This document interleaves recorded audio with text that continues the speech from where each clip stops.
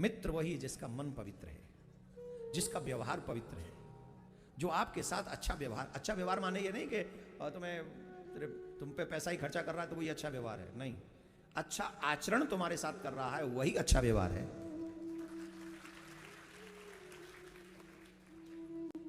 जितने भी बच्चे यहां पर बैठे हैं, अगर कोई भी तुम्हें स्मोक करने के लिए तुम्हारा मित्र कहे तो समझना वो तुम्हारा सबसे बड़ा शत्रु है। अगर कोई तुम्हें ड्रिंक करने के लिए कहे तो समझना वो तुम्हारा सबसे बड़ा शत्रु है। अगर तुम्हें गुटखा खाने के लिए कोई कहे तो समझना वो तुम्हारा सबसे बड़ा शत्रु है। अगर तुम्हें मांस खाने के लिए, जुआ खेलने के लिए कहे तो समझना वो तुम्हारा मित्र हो ही नहीं सकता, वो शत्रु है।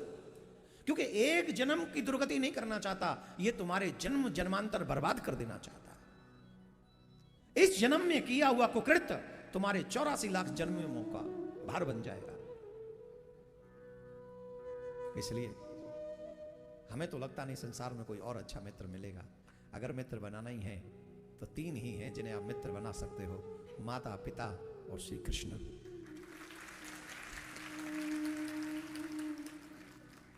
कौन है?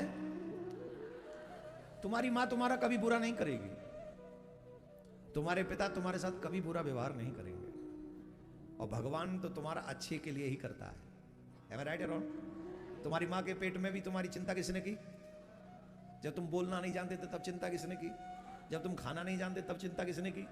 और अब तुम मूर्ख इतने बड़े महान हो गए कि तुम कहते हो भगवान कौन है? तुम कहते हो भगवान को जानते नहीं, भगवान है तो दिखता क्यों नहीं?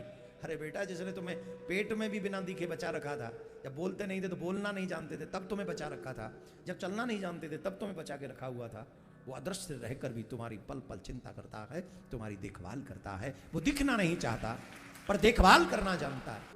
सुदामा से 2 मुट्ठी तंदुल खाकर भगवान ने 2 लोक की संपत्ति दे दी। तो जो सुदामा को 2 मुट्ठी तंदुल खाकर 2 लोक की संपत्ति दे सकते हैं, अगर तुम भगवान के नाम पे कुछ अच्छा करोगे, भगवान तुम्हें क्यों नहीं देगा? क्या भगवान तुम्हारे लिए दरवाजे बंद कर देगा?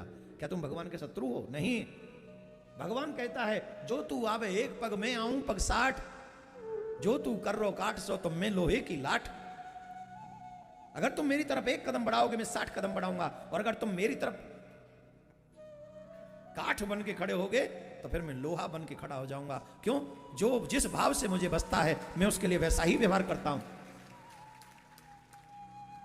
तो भगवान और सुदामा जी की मित्रता से हमें सीखना चाहिए कि हमें संसार में किसी और से मित्रता नहीं, अपितु भगवान से ही सच्ची मित्रता करनी चाहिए।